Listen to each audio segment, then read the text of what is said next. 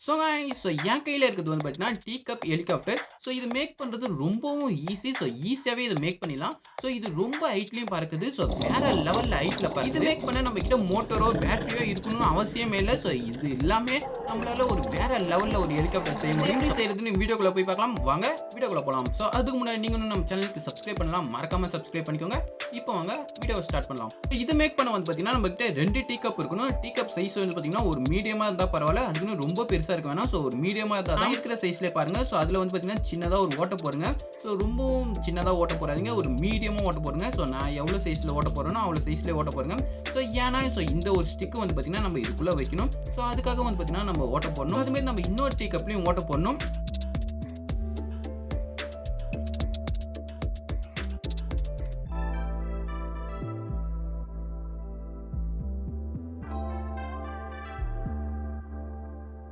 நம்ம ஓட்ட போட்டோனே வந்து பார்த்தீங்கன்னா, நம்மளுக்கு இது மாரி ஒரு ஸ்டார் தேவைப்படும். அந்த ஸ்டார் இல்லன்னா நீங்க வந்து பார்த்தீங்கன்னா, பென் லீஃப்ல கூட எடுத்துக்கோங்க. லீஃப்ல இருக்கும்போது நீங்க ஜெல் பென் லீஃப்ல எடுங்க. அப்பதான் அது ரொம்ப பெருசா இருக்கும். நீங்க பென் எடுத்தீங்கன்னா, அது ரொம்பவும் சின்னதா இருக்கும். அதால நம்மளால பறக்க வைக்க முடியாது. உங்ககிட்ட இல்லன்னா நீங்க ஜெல் பென் இத எடுத்துக்கோங்க. என்கிட்ட வந்து பார்த்தீங்கன்னா, இந்த ஸ்டார் இருக்கு.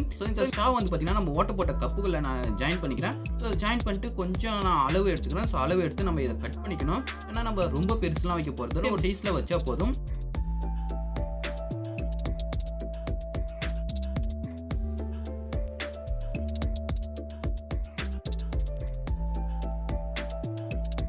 நம்ம கட் பண்ண ஸ்டாவ் வந்து பார்த்தீங்கன்னா, அந்த ஓட்ட போட்டோம்ல அந்த டீ கப்ல நம்ம ஜாயின் பண்ணணும்.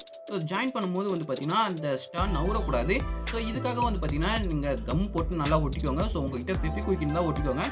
என்கிட்ட வந்து பார்த்தீங்கன்னா, இப்ப ஃபெவிக்விக் இல்ல. அதனால நான் சாதா கம்ம வச்சு ஒட்டுறேன். இது ஒட்டிட்டு கொஞ்ச நேரம் காய வைக்கலாம். அது வரைக்கும் நம்மளுக்கு இதுக்கு வேலை இல்ல. அதுக்கு அந்த பாதியா இருக்கிற ஸ்டாவ எடுத்து ஒரு நார்மல் சைஸ்ல கட் பண்ணுங்க. ரொம்ப சின்னதா கட் பண்ணுங்க. நான் எவ்வளவு சைஸ் கட் பண்றேனோ அவ்வளோ சைஸை நீங்களும் கட் பண்ணுங்க. கட் பண்ண பிறகு வந்து பார்த்தீங்கன்னா, அதுக்கு நடுவுல ஒரு ஓட்டை போடணும். அந்த ஓட்டை வந்து பார்த்தீங்கன்னா, இதுக்காக வந்து பார்த்தீங்கன்னா, ரொம்ப சின்னதா ஒரு கட்டுக்கம்பி சைஸ்ல ஓட்டை போடுங்க. அந்த கட்டுக்கம்பி வச்சு தான் நான் இந்த ஹெலிகாப்டரை சுத்த போறோம். அந்த கட்டுக்கம்பி சைஸ்க்கு நீங்க ஓட்டை போட்டா பரவால்ல.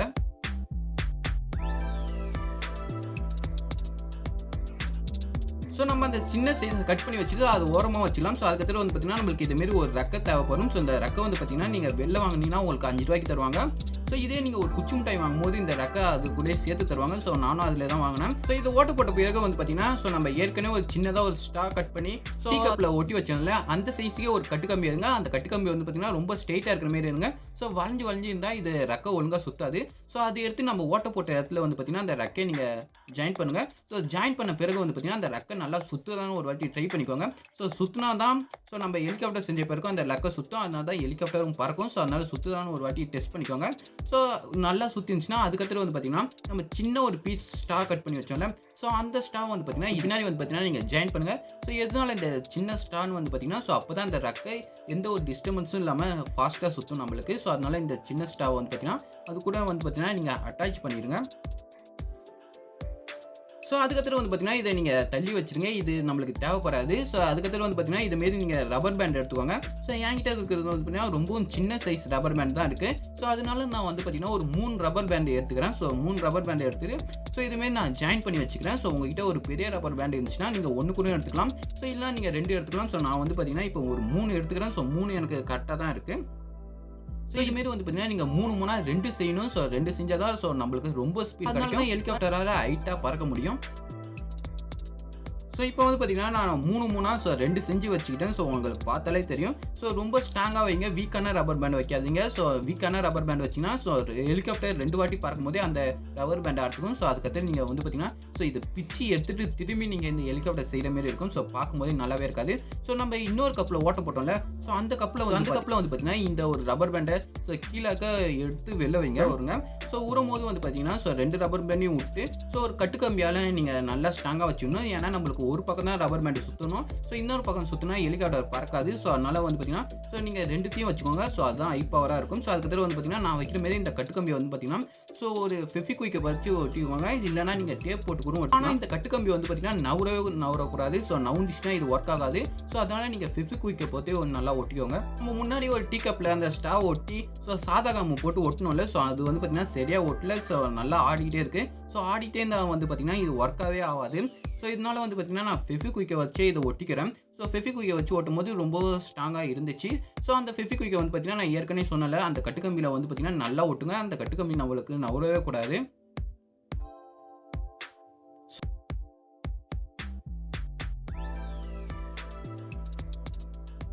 ஸோ இப்போ வந்து பார்த்தீங்கன்னா ஃபெவிக்விக்கால நல்லா ஒட்டியாச்சு. ஸோ நல்லாவும் காஞ்சிருச்சு. இப்போ வந்து ஆடவே மாட்டேங்குது. ஸோ இதுக்கு முன்னாடி நம்ம ரெக்கை செஞ்சு வச்சோம்ல, ஸோ அதை வந்து பார்த்தீங்கன்னா ஸோ இந்த ஸ்டாக்குள்ளே விடுங்க. ஸோ இப்போ வந்து பார்த்தீங்கன்னா ரெக்கை நல்லா சுற்றுலான்னு பார்த்துக்கோங்க. ஸோ சுற்றுனா ஒண்டி தான் நம்ம இதை செய்ய போகிறோம். ஸோ இங்கே வந்து பார்த்தீங்கன்னா எனக்கு நல்லாவே சுற்றுது. ஸோ அதனால வந்து பார்த்தீங்கன்னா ஸோ நான் இந்த ஸ்டாக்குள்ளே விட்டுக்கிறேன்.